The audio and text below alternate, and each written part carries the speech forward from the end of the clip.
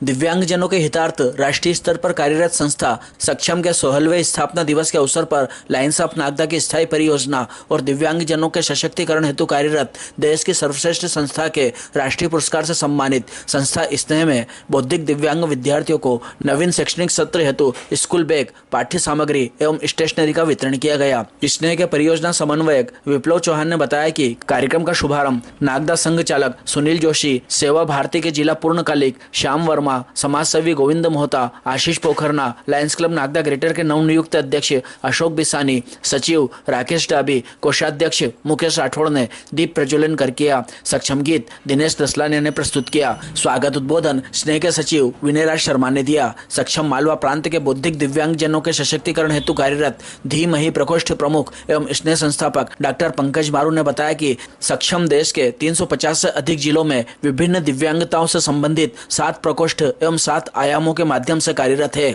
स्नेह भी सक्षम दिव्यांग केंद्र के रूप में नागदा खाचोत के साथ साथ देश भर के दिव्यांगजनों का सशक्तिकरण कर उन्हें सक्षम बनाने में कार्यरत है।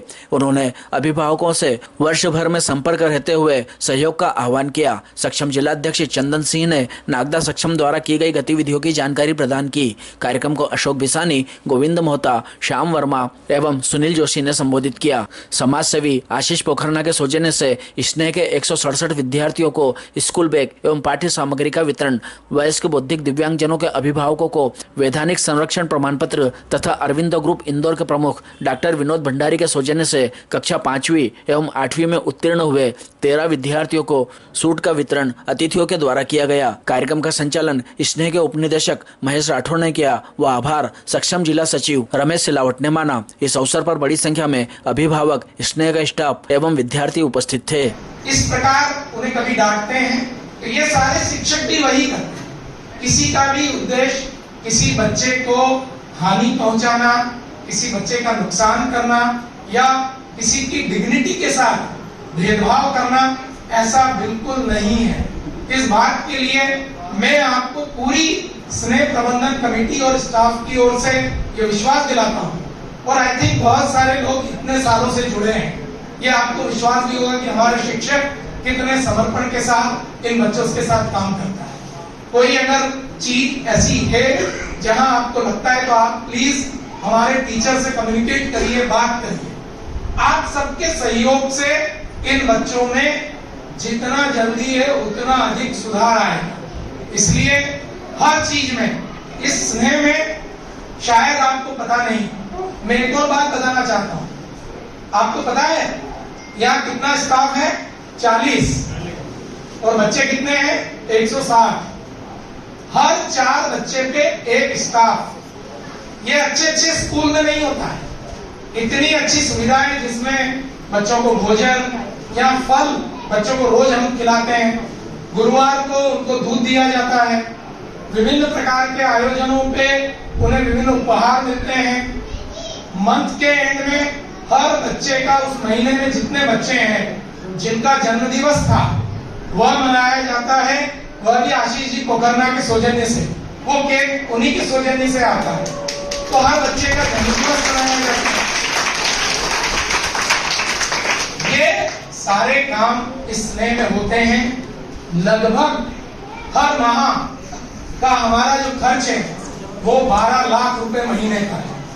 ये कोई छोटी मोटी राशि नहीं है। सरकार के द्वारा 6 लाख रुपए महीने हमें दिए जाते हैं और 6 लाख रुपए महीने दानदाताओं और अन्य प्रकार से एकत्रित करके ये संस्था का संचालन होता है।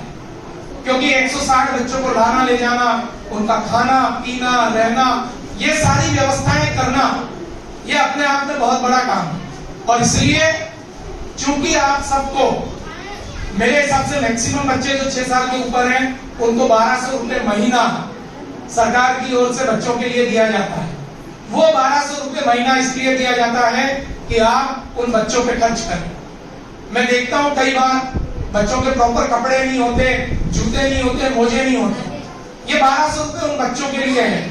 अगर स्नेह की ओर से हम सरकार को ये अगर कह दिया जाए कि ये खर्च नहीं हो रहा है तो पेंशन बंद हो सकती है। इसलिए मेरा अभिभावकों से निवेदन है वो सारा खर्च बच्चों पे करना। निरामय हेल्थ इंश्योरेंस के तहत जब हमारे थेरेपिस्ट यहाँ आते हैं, हम उनके ऊपर इतना खर्च करते हैं, सैलरी देते हैं, वो क्लेम जब जाता है तो आपके बच्चों के खाते में आता है। उस क्लेम के अमाउंट में भी वो आपका पुनर्भुगतान है जो आपको पहले पेमेंट करना है। कई अभिभावक में उसमें समस्याएं हैं। मेरा आपसे पुनः निवेदन, मैं फिर क्लियर करता हूं, सरकार की जो योजनाएं हैं वह 6 से 18 साल के लिए बच्चों के लिए है। सरकार 6 साल के नीचे के बच्चों के लिए न तो कोई पेंशन देती है, न कोई उनके लिए किसी योजना में कोई पैसा देती है। इसी प्रकार से सरकार 18 साल के बाद जितने बड़े बच्चे हैं उनके लिए कोई योजना नहीं है, उनके लिए कोई पैसा सरकार नहीं देती। और इसलिए वो जो बड़ा एक ग्रुप है, क्योंकि 160 में से 60 बच्चे ऐसे हैं जो किसी योजना में नहीं आते, और इसलिए अभिभावकों का सहयोग इन सब चीजों में बहुत आवश्यक है। किसी को दिया गया सक्षम, वो सक्षम बनेगा। किसी भी प्रकार की सहायता, शासन, प्रशासनिक कुछ भी आ रही है, वहां तक पहुंचे, ये बहुत अच्छा काम है। उससे अच्छा काम है वो जो उसके पास जो पहुंचा है, उससे वह अगले स्टेप वो सक्षम बने। अब जैसे यहाँ पे आज बैग का वितरण है, ये बैग के वितरण हमारे लिए साल भर यहाँ इसके अंदर पुस्तकें रखी जाए, हम लोग आएंगे ले जाएंगे, इसकी संभाल व्यवस्था होगी। साथ साथ परिवार का भी उतनी जिम्मेदारी बढ़ जाती है कि 24 घंटे में से 1 घंटा हम हमारे बच्चों को देंगे। ये जैसे अभी बताया गया ना पंकज जी ने कि हमारा ये मालवा प्रांत है और हम ये बौद्धिक दिव्यांगता पे काम कर रहे हैं। छोटी छोटी बात है जिससे दिव्यांगता, बौद्धिक दिव्यांगता धीरे धीरे बढ़ती जाएगी। हमारा स्तर ऊंचा बढ़ता जाएगा। अभी पिछले वृंदावन में प्रेमानंद जी महाराज जी ने बोला ना सबके लिए, भारतवासियों के लिए, कि बौद्धिक ज्ञान बढ़े। बच्चों के लिए क्या, छोटा छोटा घर में बैठे हैं यार, तो उधर लाइट जल रही है, बेटा बंद करके आना। हमारे घर के अंदर आए हैं, जूतों को थोड़ा व्यवस्थित रखना। स्कूल से आए, कपड़े यूनिफॉर्म व्यवस्थित जगह पहुंची कि नहीं पहुंची, ये बौद्धिक ज्ञान। लाइट को बचाना, ये राष्ट्र का हित है। पानी के नल के अंदर ढूल रहा है, ये इसको बंद करना है, बेटा यार ये व्यस्त हो रहा है क्या, ये हमारा बच्चों के लिए ये बौद्धिक ज्ञान है, ये बहुत जरूरी है। ये बौद्धिक ज्ञान से राष्ट्र के, तो 1 घंटा रोज हमको हमारे बच्चों को इनको देना। यहाँ से घर से हो सकता है इस बैग के अंदर अच्छे ज्ञान की पुस्तक लिख रहे हैं, वहां पे जाके घर पे हम पेरेंट्स सबका दायित्व है कि 1 घंटा रोज अपने बच्चों के जो भी जिस पद्धति को मानता है, जिस पूजा पद्धति, आज 15 मिनट बैठना, चलो बेटा ये पुस्तक खोलो, चलो ये करो, कुछ ना कुछ करेंगे, उनके बौद्धिक ज्ञान में वृद्धि होगी। ऐसा नहीं कि यहाँ से जो स्कूल से पढ़ा उसके बाद इतिशी, इसलिए इसको टर्म को बढ़ाना, सक्षम बनाना। एक उदाहरण है ना, एक ट्रेन के अंदर एक महिला जा रही थी, कुछ लोगों ने चेन खींच दी और फिर ट्रेन के अंदर क्योंकि वो गेट के बाहर ही खड़ी थी और गिर गई, दोनों पैर कट गए उसके, एकदम स्थिति ऐसी आ गई। लेकिन वही महिला 2 साल बाद बचेंद्री पाल के पास जाती है और क्या बोलती है कि मैं एवरेस्ट चोटी को छू के आऊंगी। उसने बोला कि दोनों पैर से दिव्यांगता और एवरेस्ट चोटी को, लेकिन उसने कहा कि ये महिला कर सकती है क्योंकि इसके मन में ये विचार आया कि मैं ये करूंगी। और वो 2016 के अंदर वो पद्म विभूषण से सम्मानित हुई, वो छू के आती है एवरेस्ट। तो केवल अपने मन के अंदर कि हम कर सकते, उसी कर सकने की वजह से यह कुछ संभव है। आज ये कार्यक्रम हुआ है, ज्यादा कुछ नहीं, ये बैग का वितरण होगा, लेकिन हमको सक्षम बनना। इस हॉल में जितने भी लोग अभिभावक जो भी है, उनको, हमारे बच्चों को हमको सक्षम बनाना।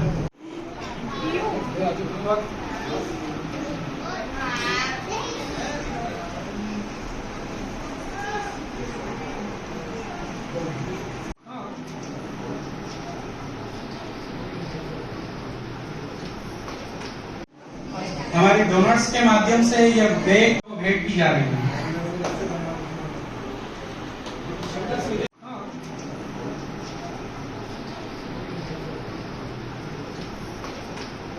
आमलीन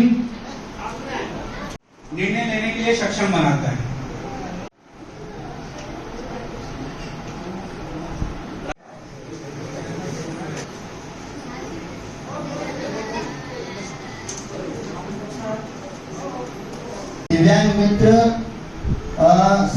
सेंटर खोलेंगे जहाँ पे दिव्यांग लोग अपनी शिकायतें लिखवा सकते हैं। हमारे अध्यक्ष महोदय जी का एक कहना भी है कि हम घाटवत में सक्षम की इकाई की स्थापना करना चाहते हैं। तो जो भी अभिभावक दिव्यांगजन हमारी संगठन हमारी इकाइयों से जुड़कर दिव्यांगों के प्रति अपने योगदान मदद और सहायता करना चाहता है, उसका स्वागत है। वो आए हमारे पास और हम लोगों से जुड़े। हम लोग नागदा में, खाचरोद में और जितना संभव है आसपास की इकाइयों, जैसा कि सर ने बताया है कि 7 आयाम और 7 प्रकोष्ठ होते हैं, उन सबका हमको निर्धारण करना है, उनका दायित्व सौंपना है। तो जितने दिव्यांग और दिव्यांगों के अभिभावक इस संगठन से जुड़ेंगे, उतना हम दिव्यांगों के प्रति अच्छा कर सकते हैं। तो मेरा यही है कि आप लोग जितना हो सके अपना योगदान दें, संस्था स्नेह के प्रति, अपने बच्चों के प्रति, दिव्यांगों के प्रति अपनी जिम्मेदारियों को समझें और उसका उचित रूप से निर्वहन करें।